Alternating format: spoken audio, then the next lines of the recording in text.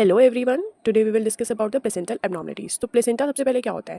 Placenta एक part है body का कि कब डेवलप होता है, जब वुमेन जो है वो प्रेग्नेंट होती है और कहाँ पे, यूट्रस के अंदर।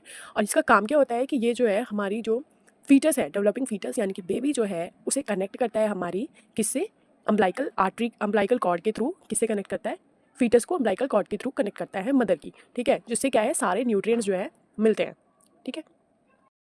तो जो हमारा सबसे पहला टाइप है प्लेसेंटल एब्नॉर्मलिटीज़ का, दैट इज प्लेसेंटा सक्सेंटुरिएट, ठीक है। इसमें क्या होता है कि बेसिकली इसमें जो ये हमारा प्लेसेंटा है वो प्रॉपर एक है, लेकिन साइड में वो कहीं दो एक तरीके से लोब में डिवाइडेड हो जाता है कहीं इधर, ठीक है, जो मेन बॉडी से कनेक्टेड रहते हैं थ्रू द मेम्ब्रेन्स, ठीक है। तो इसका मतलब क्या है कि प्लेसेंटा इज डिवाइडेड इनटू 2 और more accessory lobes are connected to the main body of the placenta by a membrane with blood vessel, ठीक है।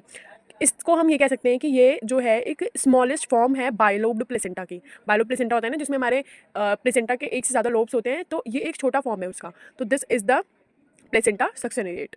This is the picture of the placenta succenturiate. ये इस तरीके से, ये एक प्लेसेंटा है जो जिसका एक लोब बन गया है, जो डिवाइड कर रहा है इसको दो लोब्स में। तो यहाँ पे ये अटैच्ड है एक मेम्ब्रेन के थ्रू, देखो यहाँ बीच में मेम्ब्रेन्स हैं जो अटैच्ड है इसकी बॉडी।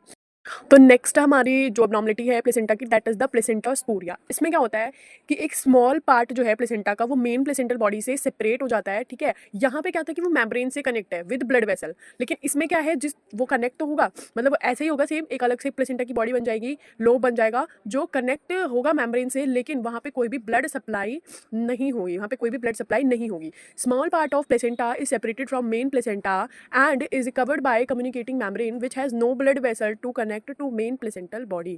Okay, got it? सो अभी हमने जो पढ़ा दैट इज़ द प्लेसेंटा स्पूरिया। इसकी इमेज ये है कि ये हमारा पूरा प्लेसेंटा है और ये जो है एक अलग से डिवाइड हो गया है, लेकिन यहाँ पे फ़र्क क्या होता है, सेम ये ऐसा ही एक लोब बन गया, लेकिन यहाँ पे फ़र्क क्या होता है कि यहाँ पे कोई भी ब्लड वेसल्स प्रेजेंट नहीं होगी। प्लेसेंटा का एक पार्ट अलग हो गया, दैट इज़ अलग हो गया।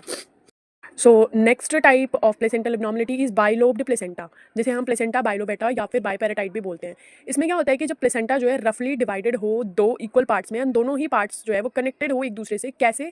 ब्लड वेसल्स के थ्रू। तो ये हमारा बाइलोब प्लेसेंटा, मतलब दोनों जो है इक्वल पार्ट में डिवाइड हो गए और वहाँ पे सारी ब्लड वेसल्स जो है उन दोनों को कनेक्ट करेंगे, और इससे बहुत सारी, मतलब ये ऐसी प्रेगनेंसी है जो आगे कंटिन्यू नहीं हो सकती है, लेकिन हम इसे पढ़ते हैं क्योंकि हमें इसकी एब्नॉर्मलिटी पता होनी चाहिए। तो this is the image of the bilobed placenta. इसमें ये दो प्लेसेंटा जो है वो पूरा दो इक्वल पार्ट में रफली डिवाइड हो गया है, जहाँ पे ये दोनों जो है एक दूसरे को इंटरकनेक्ट हो रखे हैं ब्लड वेसल्स के थ्रू। देखो umbilical vessel bifurcating at the point of insertion of the cord, ठीक है, ये कॉर्ड का इंसर्शन है, ये कॉर्ड है, यहाँ से सप्लाई हो रही है, तो यहाँ पे ये बाइफरकेट यानी कि दो पार्ट में डिवाइड हो रही है। अब हम देखेंगे fourth, that is the multilobe placenta. Placenta with 3 और मोर इक्वल साइज लोब्स, मतलब कि जैसे कि अभी हमने देखा कि दो लोब वाला है, तो इसमें क्या है कि दो या दो से ज़्यादा, मतलब दो से ज़्यादा, तीन या उससे ज़्यादा इक्वल साइज के लोब जो है डिवाइड होंगे, हर एक लोब जो है ब्लड वेसल्स के थ्रू कनेक्टेड होगा अम्बिलिकल कॉर्ड से, ठीक है। अब नेक्स्ट आता है हमारा fifth, that is the extra chorial placenta. इसकी दो वेरिएशन होती है, ठीक है। एक्स्ट्रा कोरियल मतलब अलग से ही कोरियोनिक प्लेट ज़्यादा है। एक्स्ट्रा कोरियल, कोरियल मतलब क्या है, प्लेसेंटा जो कोरियन से बना होता है, ये पता है हमें, तो एक्स्ट्रा कोरियल प्लेट मतलब कि कोरियन की प्लेट ही ज़्यादा है। तो यहाँ पे पहला हम देखते हैं, इसका एक टाइप है, sub type, that is the circumvallate placenta.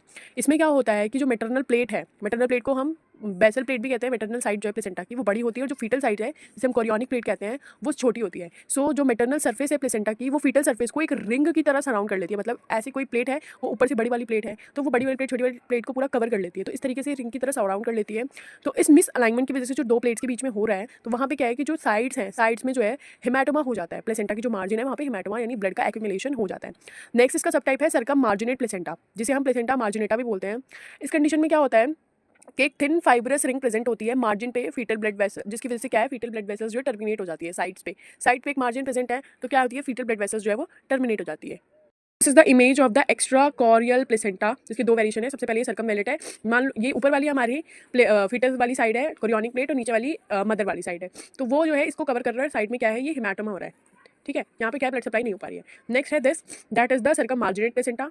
इसमें क्या है कि जो साइड है हमारी, वहाँ पे क्या है कि एक फाइब्रस रिंग बन गई है, जहाँ पे ब्लड वेसल की सप्लाई नहीं है, जो व्हाइट पोर्शन से दिखाया गया है, ठीक है। तो यहाँ पे क्या है कि ब्लड वेसल की सप्लाई नहीं है और ब्लड वेसल्स यहाँ पे टर्मिनेट हो रही है। I hope you like this video and please like, share, subscribe for more such videos of important topics of the nursing exams and university exams.